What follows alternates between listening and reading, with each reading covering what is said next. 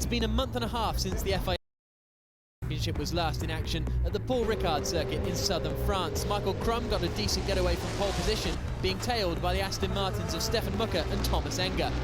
In the first lap scramble, Mike Hazelman's Corvette was forced over the curb, causing both a puncture and damage to the underside of his car, ending his race prematurely. Crum began to pull away up front, with Marcus Winkelhock coming under pressure from the Nissan of Richard Westbrook. In the JRM Nissan, Jamie Campbell-Walter got a great run down the back straight and passed Clivio Piccioni. Piccioni dropped one position but would then lose more thanks to a spin when battling with his teammate Christian Hohenadel.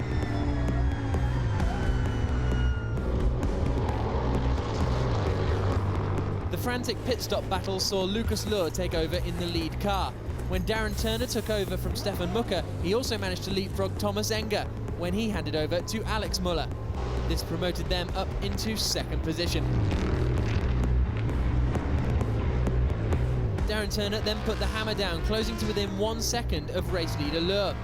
Peter Dumbreck then made light work of getting past the Ford GT of Maxime Martin, but his race ended only a few laps later when a problem with the left rear wheel forced him into retirement.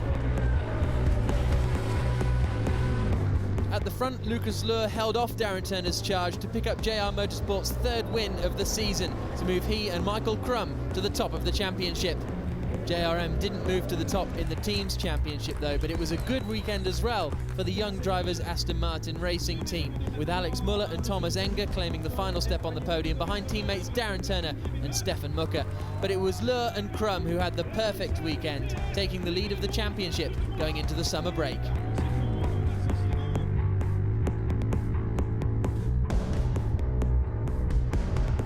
So we've left Europe behind and flown halfway around the world for the next round of the championship in China.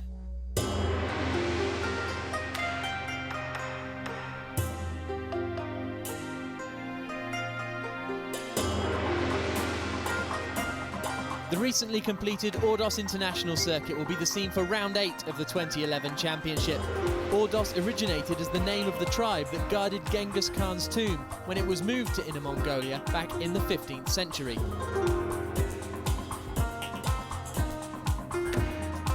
The city itself is a mixture of classic and modern architecture, with the most striking example being the Ordos Art Museum, making up one of more than 35 scenic spots throughout the city.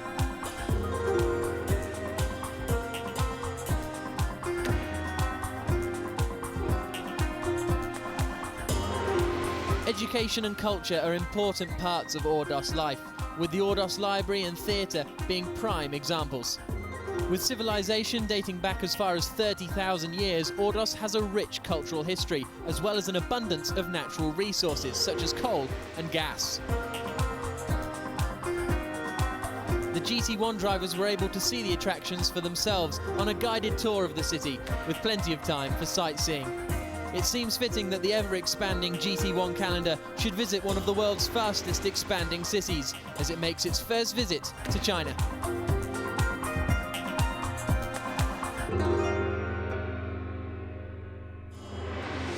With both cars on the podium at Paul Ricard, the young drivers team will be looking to repeat that feat this weekend. And to help them on their way, the number 7 car of Thomas Enger and Alex Müller will be sporting the famous Golf livery.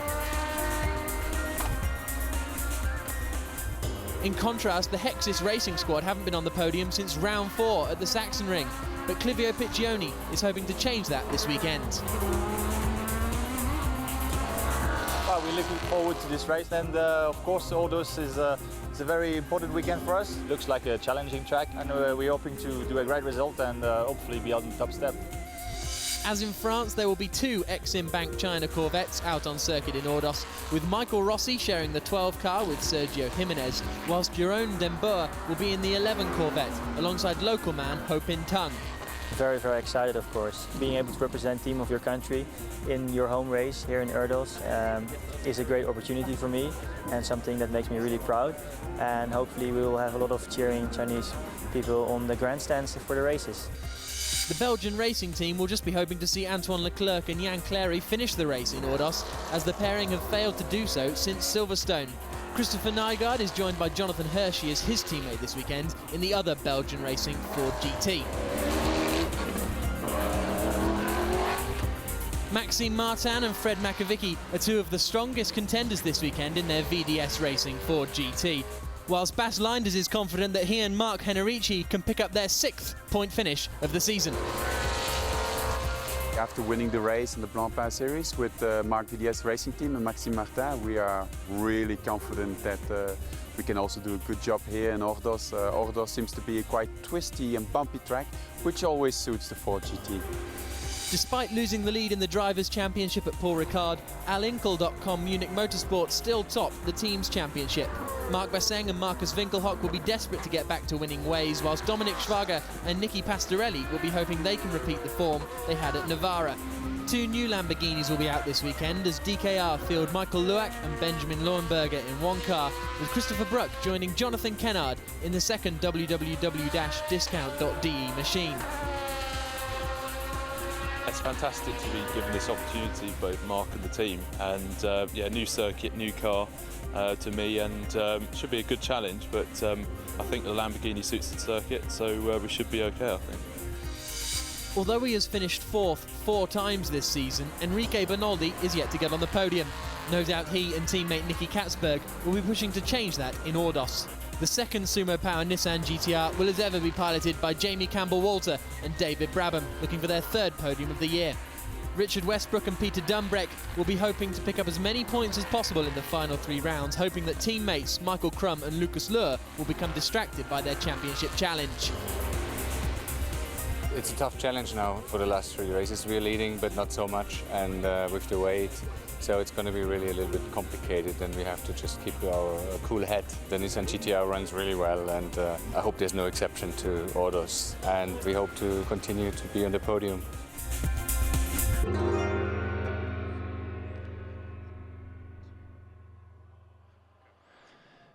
Good afternoon, everybody, and welcome to the Ordos International Circuit in China for round 8 of the 2011 FIA GT1 World Championship. We've got the qualifying race coming up for you in a few moments' time, the hour-long race which will decide the grid for tomorrow's championship race. My name is Jack Nichols. We've got Hayley Coxon down in the pit lane, and alongside me in the commentary box for FIA GT1's first visit to China is John Watson. John, it's looking pretty hot out there, 36 degrees the track temperature. We've tended to see it get a little bit cooler at this time of day, but it looks like it's staying pretty good today. Well, the sun's in the sky, it's almost 27 Celsius, and it is a step into the unknown when the lights go out and the 18 cars make their way down pit straight, the longest part of the racetrack, into turn 1. I hope 18 cars come out the other side. I would never guarantee it, but I'm going to try very hard to do so, and then they go through a sequence of very tight first, second gear corners. In fact, the whole circuit up to turn 18 is very tight and puts a premium on the mechanical grip of the car. Absolutely. We just saw there the 11 car, which is the Exim Team China car. That's being started by Jerome Denber, but he will then hand over to half Chinese, half Dutchman Ho Pin Tung. There's Enrique Bernaldi. He is starting 4th on the grid in his Sumo Power GT car. And as I said, he's had a number of 4th positions. You can see a gap behind him there on the grid, which is where the number 7 car of Thomas Engert and Alex Muller should be starting, but Alex Muller will be starting from the pit lane. There is Marc Basseng.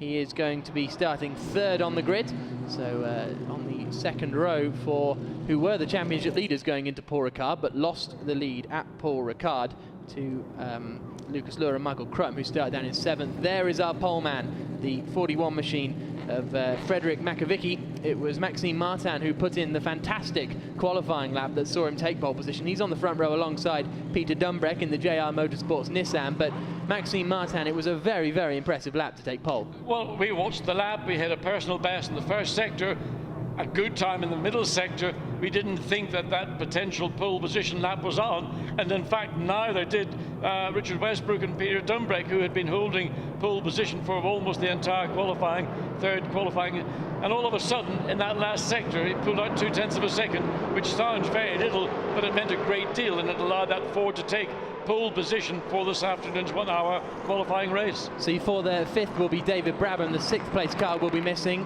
Michael Crum starting in 7th position ahead of David Brabham, who will be starting in 8th place. There you can see the rest of the field coming through. The Corvette of Michael Rossi in 11th position. Stefan Mucker and Darren Turner had a difficult qualifying session. They're down in 13th position. Then we've got the first of the Exim-Bank Team China cars, Jerome Dembe in 15th place, and then our two new Lamborghinis this weekend starting at the back of the grid. Christopher Brook will be starting the 48 car. They start at the back of the grid, but they had horrific problems all weekend really, and it came to a head in qualifying where they couldn't flat shift, so Jonathan Kennard was lapping a second and a half slower in qualifying with new tyres than he did in his first lap yesterday. We just saw heading down to the end of the pit lane Alex Muller in the Golf liveried car. There's Richard Westbrook. He's going to be watching how Peter Dumbreck starts from second on the grid. It's going to be a rolling start, and Dumbreck is going to be on the outside for the first corner. Yes, just keeping an eye on the number 7 Aston Martin in its new Golf livery. Alex Muller was driving the car in the middle section of qualifying, and he said, I was driving harder than I drove on Friday and only had 11 cylinders, and that was the problem. They somewhere lost one of the 12 cylinders in that Aston. They've had to change the engine. They had to take the engine back out again because some of the couplings to bolt the engine up to the water and oil cooling systems didn't marry up, and that's the reason they're not on the grid. They've opted to start from the pit lane, which may be the smart option, bearing in mind 8 or 17 cars plus one barreling into turn 1 for the first time. Track is dirty offline. There's a lot of rubber offline as well, and the racing line into turn 1 is bumpy, so braking will be very critical indeed.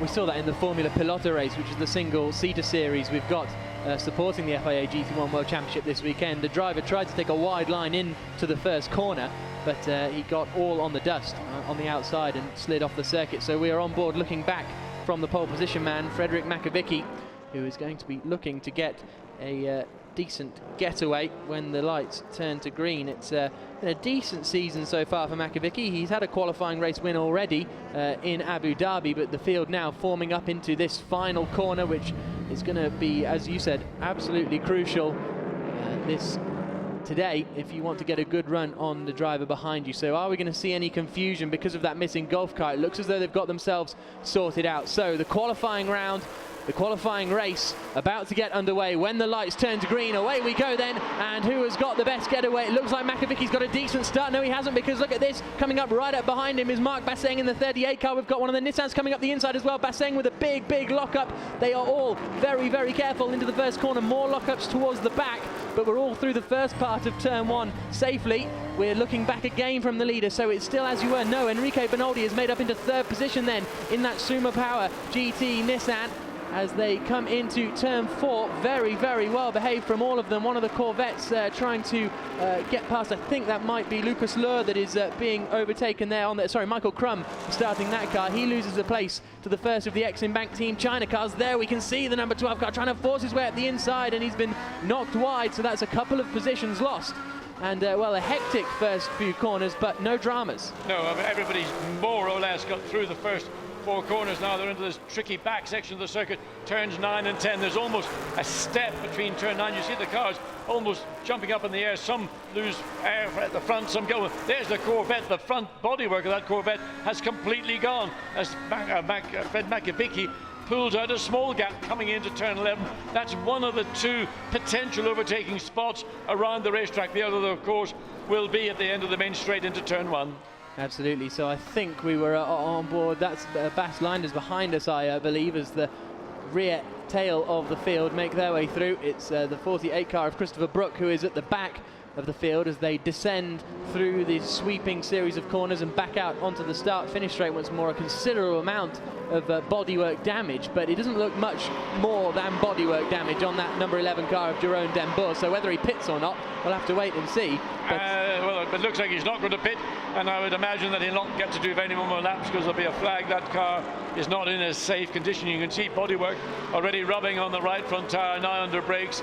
More of the bodywork, so it's not going very far. In fact, it's going backwards. Absolutely, and it looks like it could well cause some damage to the car, as you say, John. So here, coming through the left-hander at turn 3, we saw Fred Makavicki had already built up a reasonable margin out the front. There is our race leader. He, as they crossed the line that time, he had a 1.2 second lead. We've got yellow flags. That is the bumper, isn't it? Yes, it's the front bodywork. I mean, the whole front section, headlights, everything is lying just off the track. Waved yellow flag as the cars come through turn 7. Now they're up into this sequence of turn 8, which leads into turn 9. Ford very smooth through it. They've Nissan behind, bumping more and following the Nissan, the Lamborghini, Nissan, Lamborghini, and then the first of the Corvettes and the first of the Astons for that matter.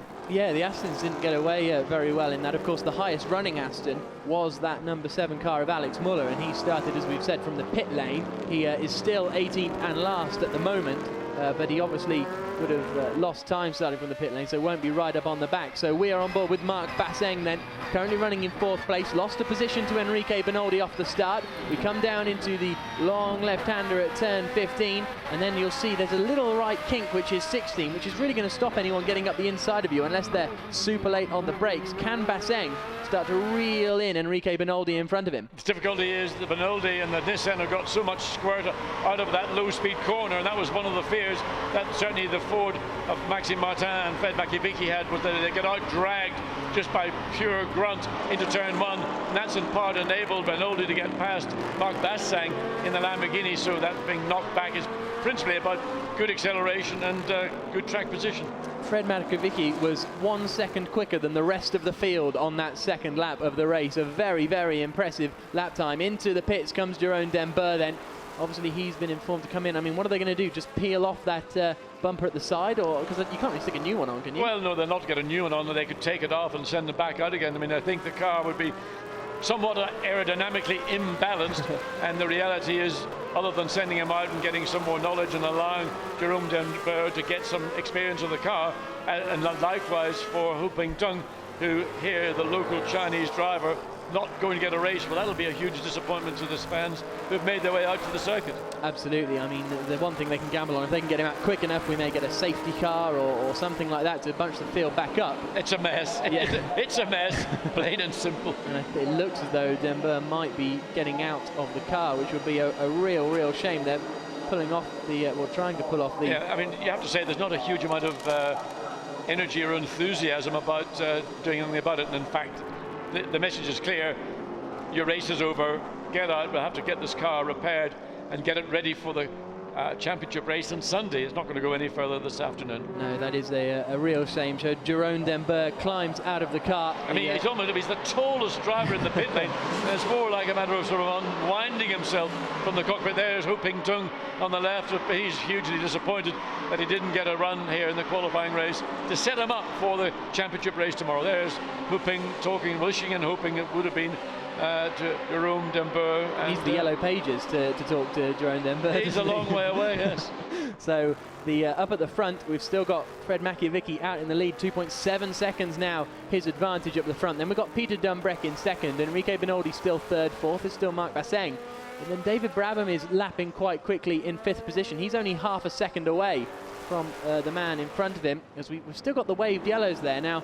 Well, until that bit of bodywork is removed, they've got to leave the waved yellow flag out. It's not at a part of the circuit that's going to be of any significant problem.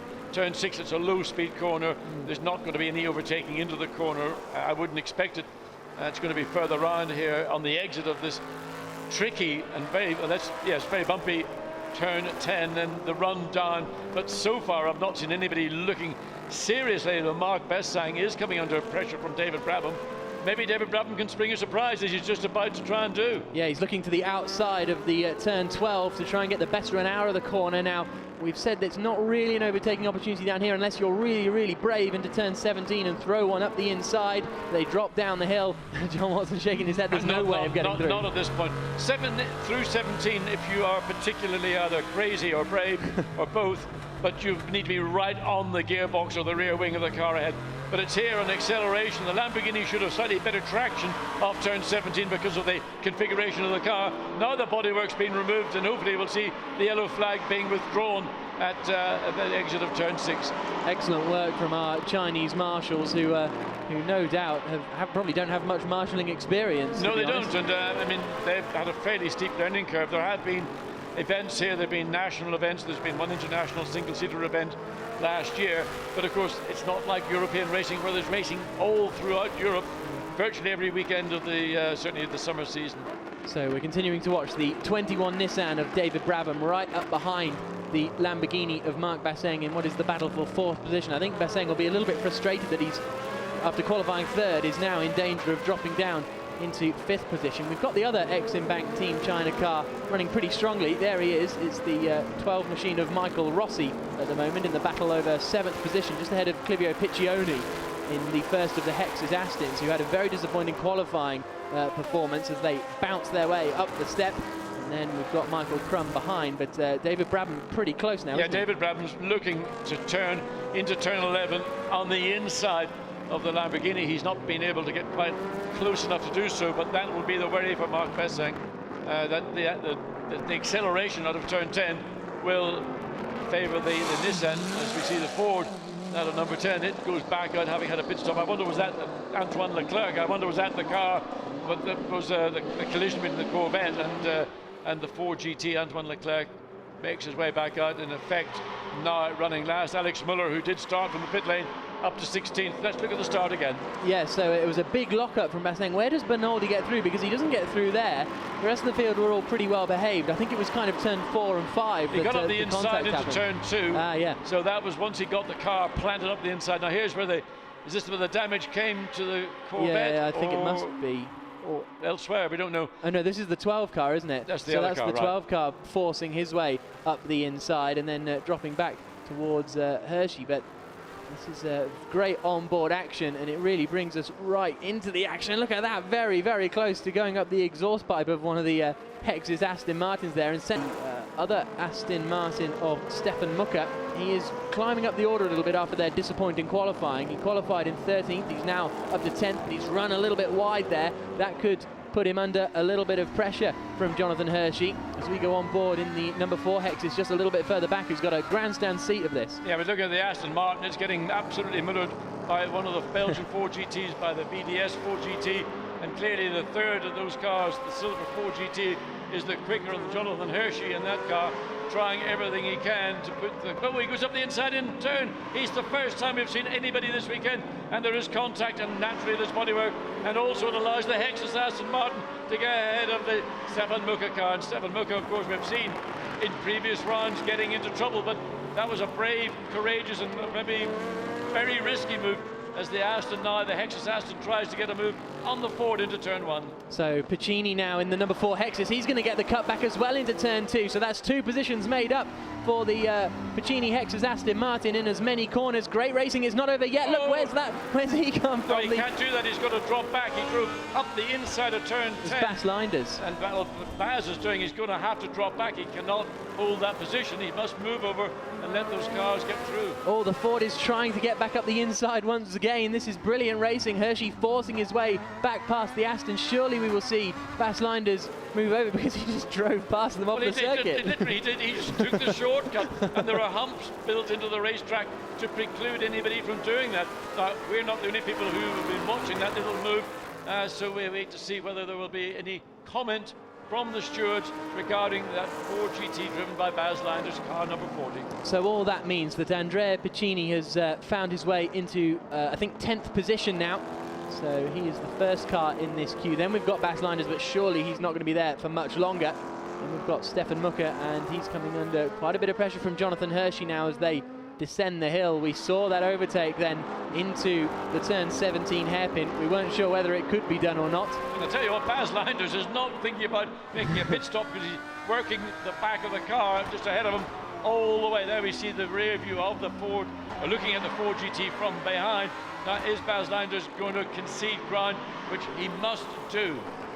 There's no two ways about it, really, is there? He just drove over the runoff and overtook. So we're looking back to this battle with on board we go now with David Brabham. He's in the Lamborghini Sandwich. He's behind Mark Besseng and in front of Dominic Schwager, both of them in the Alinkel.com Munich Motorsport team, who still lead the team's championship coming into this weekend, although Lucas Luhr and Michael Crum are at the top of the Drivers' Championship. Brabham, though, he's been this close for a number of laps now. Just can't find down the inside in turn 6. Good move by David Brabham. Got down, forced the Lamborghini wide, and Mark Bessing will not be happy about that, but that was a fair move. There was minor contact, but in a circuit like this where there's so little room to maneuver, you've got to say, well, that was about as fair as you can get. Any more than that, you would say, well, he took advantage and it was an avoidable incident. So the two Lamborghinis now running, and will it be Dominic Schwager or Marc Bassang who will lead these two cars at the end of this lap? Because I think it's Marc Bassang who's struggling, and that's the reason why David Brabham could find a way through. And I no doubt that Dominic Schwager will also want to make the move on his fellow teammate, but maybe not making contact in the process. Absolutely. Brabham certainly caught me by surprise. I was looking at you because I wasn't expecting a move into turn 7. You can see that coming about 3 corners ago. Well, this is why you're a racing driver, and I just shout about it. So down into the final sequence of corners, we've still got then the 38 Lamborghini of Marc Bassang, closely followed by Schwager. But watch to see whether the team play the team game and allow the quicker of the two cars, which is the second, I think, of these two Lamborghinis, to get the advantage. In other words, to take the heat off the Schwager car coming from behind from the Hexus Aston Martin. But no, Marc Bassang is deciding, well, is he sort of opens the door and says, well, I'll let you come through, but not quite sufficient. The message wasn't clear enough, but it is obvious that Marc Bassang hasn't got the performance to maintain the fight to the Nissan, which is just pulling away, David Brabham pulling away comfortably by virtually a second a lap. And they do need to work together because Clivio Piccioni is right up behind, and so this battling has allowed the Hexus Aston to get right in on this scrap. So it's a three-way battle. Surely the alinkle.com cars will kind of have a little work together. The trouble is, you've got the team boss, Marc Bassang, leading the employed professional driver in the second car. Now, I don't know what way they work out between themselves within the team, whether there'll be information going backwards and forwards to the pits to convey the information to Marc Bassang that Dominic Schwager actually is quicker, and let him go. And now see the Aston Martin headlights flashing, trying to Clivio Piccioni distract the second of those two Lamborghinis of Dominic Schwager.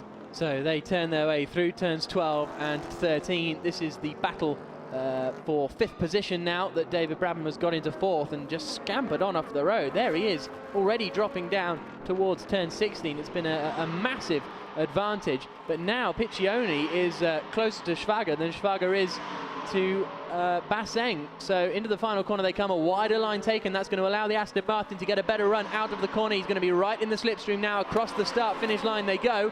And is he going to get enough of a tow down this start-finish straight? Turn 1 is an overtaking opportunity, but it's not quite close enough. Not close enough, but it's an indication that Clivio Piccioni is lining up. And again, we've got Marc Bassang holding off his teammate, and in effect holding up his teammate, which is putting him under pressure from Clivio Piccioni. Piccioni right on the rear of the Lamborghini. It's not the gearbox he's on the rear of in the Lamborghini, it's the engine, because the gearbox in the Lamborghini actually is ahead of the engine. It's one of the strange configurations that Lamborghini had. This car, of course, in its production form is a 4-wheel drive car.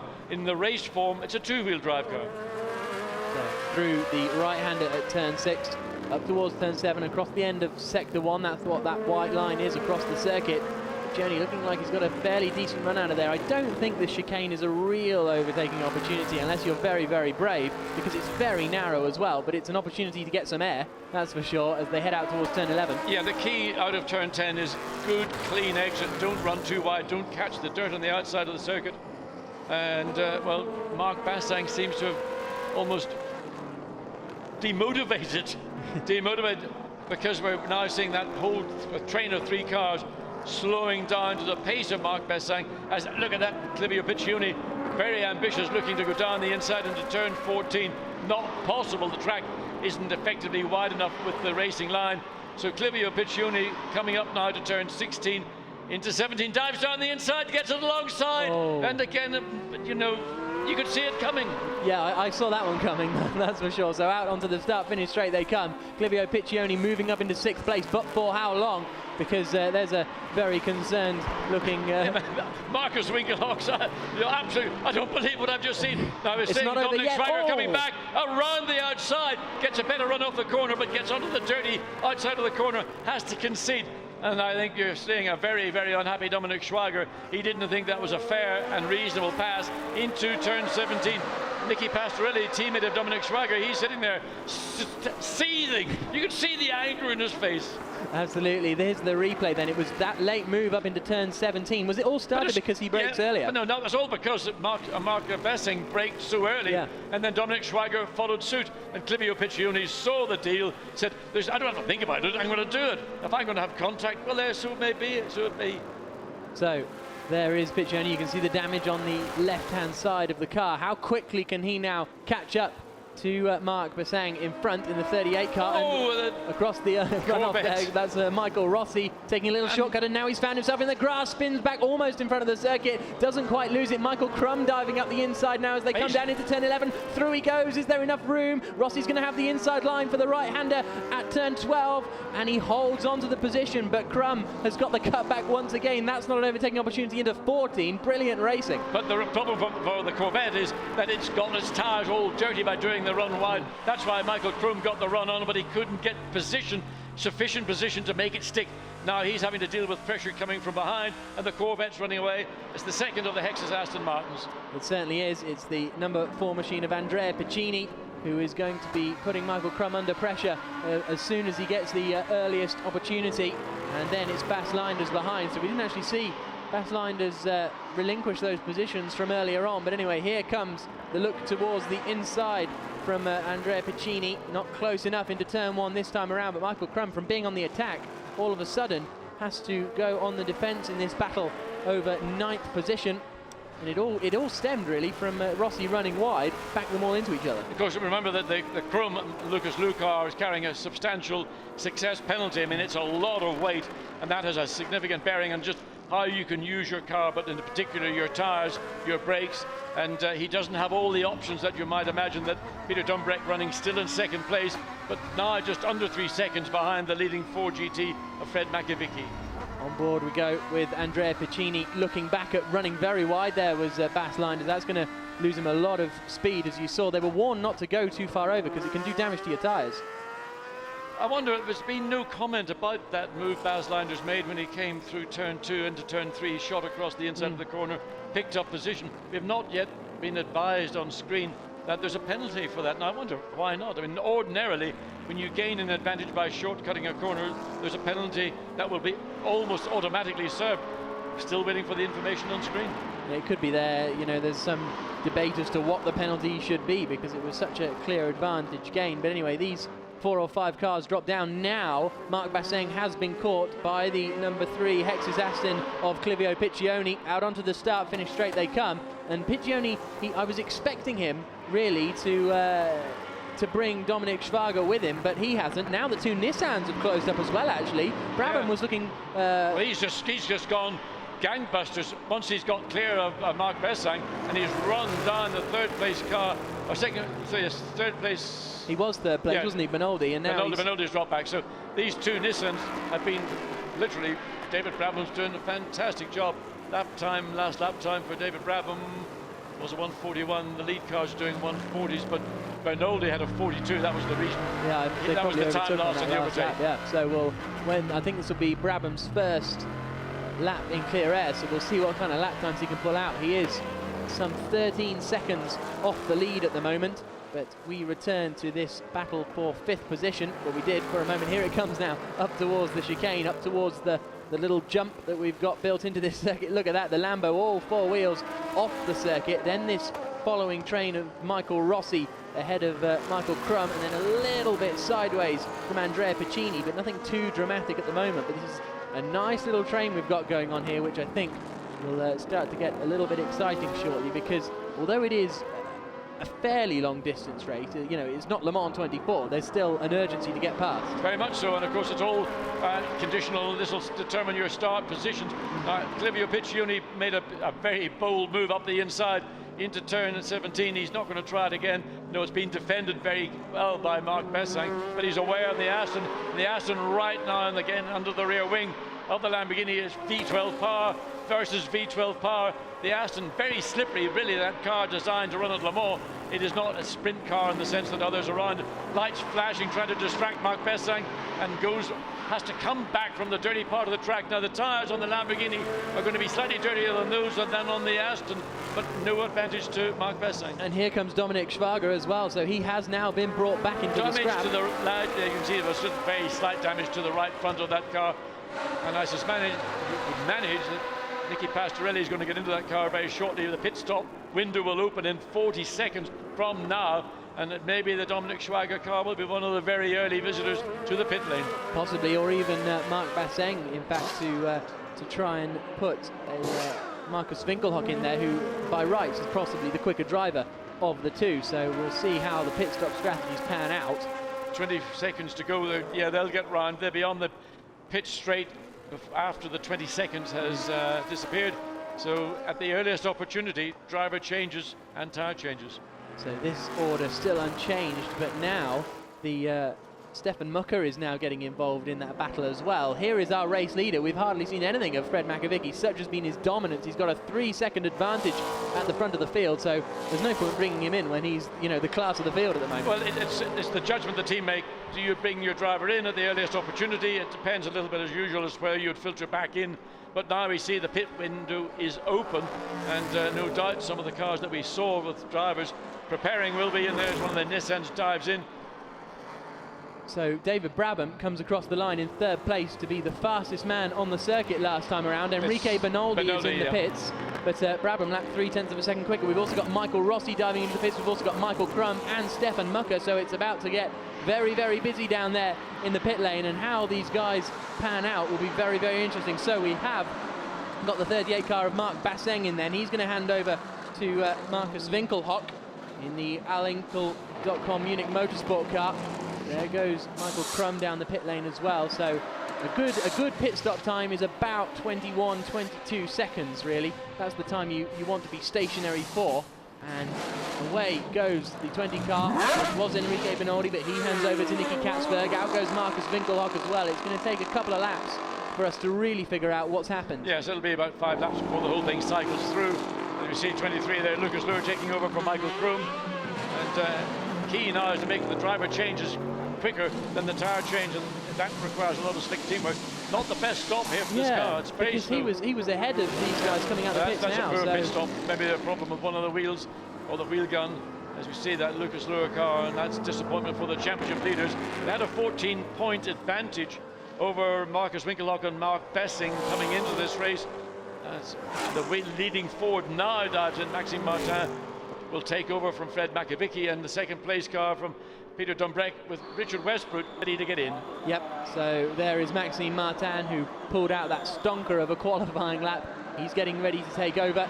They'll try and get as quick a pit stop as possible. It's quite slippery in the pit lane as well. That's something they've got to be careful of. But out after a brilliant first stint comes Fred Makovicky. Here is, that's not Luhr and Crum, that's, yeah, the little drop there of the wheel gun, wasn't there? So something dropped down out of the you can see it, I know it's a radio, I think it's a radio in fact.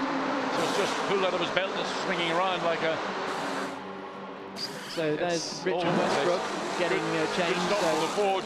The Westbrook pit stop is going to be compromised by that radio getting in the way. But he's off, and whether the gap at 2.7 seconds between first and second, that was the gap. Whether it will be any more or less, it looks roughly about status quo, maybe a fraction of advantage to the Nissan, but certainly not much difference between the 2.7 as they came into the pits. So there we have the 20 machine, which is now being driven by Nicky Katzberg. Fingers crossed, says Michael Crum as he heads over to the pit wall to find out what's going on. There is, as I say, Nicky Katzberg. Where then has Brabham filtered out in all of that? Has he made his pit stop yet? Just trying to look up. I think it's no, he hasn't. I don't think he's made his pit stop yet. So Brabham is actually the lead car, but give it 5 laps. By the time all this filters its way through, in effect, it should be Maxime Martin leading, followed by the Dumbreck Westbrook car with Richard Westbrook behind the wheel of it. Yeah, so out of the pits goes 48, Jonathan Kennard. He takes over. You can see an interview with Jonathan on the GT1world.com website, where you can also see an onboard lap of this Ordos circuit, voiced by our very own John Watson. If you are having trouble getting your head around exactly where the circuit goes. That was certainly our challenge on Thursday and Friday, actually figuring out where the corners went. Into the pits then comes the 21 car that we've been waiting for, David Brabham. Jamie Campbell-Walter getting ready to take over now. I don't think Brabham was 10 seconds off second place, so unless it's an amazing pit stop, I don't think he's going to be making the move for second, but that's got to be his aim, to try and catch up. Well, we saw the pit stop with the one of the Nissans where the radio from the tyre changer popped out, distraction no doubt caused a loss of time. This is a much better pit stop. Jamie Campbell-Walter, get the thing running, Jamie, for goodness sake. Sitting there, I think he was thinking about a Sunday afternoon roast or something. So there were our two race leaders, and I think that GT might be one of the ones that's a lap down. But anyway, there's the car that was piloted by Enrique Bernoldi, but is now Nicky Katzberg, and Jamie Campbell-Walter has come out in front. So I think he's in a net third position overall as we go on board with Andrea Piccini. No, he's handed over, he's coming out of the pit, so it's Christian Hohenadel coming out of the pit lane, and he has come out just behind Darren Turner, I think. So we have to see now what Darren Turner can do. Stefan Mucke was in the car for the first stint. Darren Turner's taken over. Didn't have a great deal of success in qualifying. They struggled with balance and grip and all the usual issues, hoping for a better race as we see the race leader, and the gap clearly is less than 2.7 seconds. So Maxime Martin behind the wheel of the 4GT, Richard Westbrook behind the wheel of the Nissan GT-R, and this is going to be a battle between two mighty good drivers. Yeah, this is going to be very, very interesting indeed. I would suggest the two of them very close in qualifying. Both of them could have gone quicker than they actually managed in the final Q3 session. Westbrook was setting purple sectors but complained his rear tyres had gone off. Here we've got Jamie Campbell-Walter.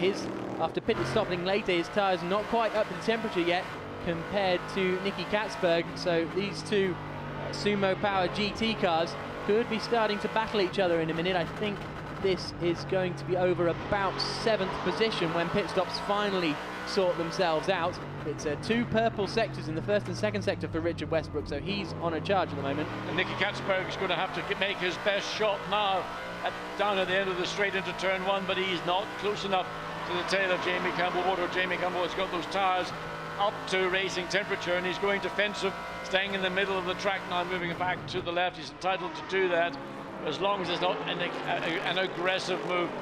So Jamie Campbell-Walter has contained his younger Dutch teammate. Absolutely. So through the left-hander they come, and then into the even longer left-hander, which really puts a strain on the front right tyres here. We go back on board with Nicky Katzberg ever so slightly closing in. That could just be partially the concertina effect that you always get under braking, but through this tight twisty stuff he's taking a wider line in to try and get a better run out of the corner. And his next real opportunity is going to be in turn 11 if he can force Jamie Campbell-Walter perhaps into a mistake up here at the step at turn 9 and 10. But it looks like, that ran was close, wide. yeah. He ran it wide out of turn 8 and could have paid the penalty. So the gap now fractionally opening. Enrique Bernoldi talking to Geraldo Rodriguez, used to be the team, not the team manager, the driver manager of Rubens Barrichello. Came in with Enrique Bernoldi, the Brazilians, Brazilians at racetracks stay together. Absolutely, they stay together and do British Formula 3. That's basically the Brazilian motorsport motto. So we go back on board with Nicky Katzberg, who you would say now Jamie Campbell-Walter has got his tyres up to temperature, just pulling away a bit now. Yeah, he's got a slight advantage. The one lap pressure tyre, he's now got the benefit of that. Nicky Katzberg had an opportunity at the end of the first flying lap, and that was defended by Campbell-Walter.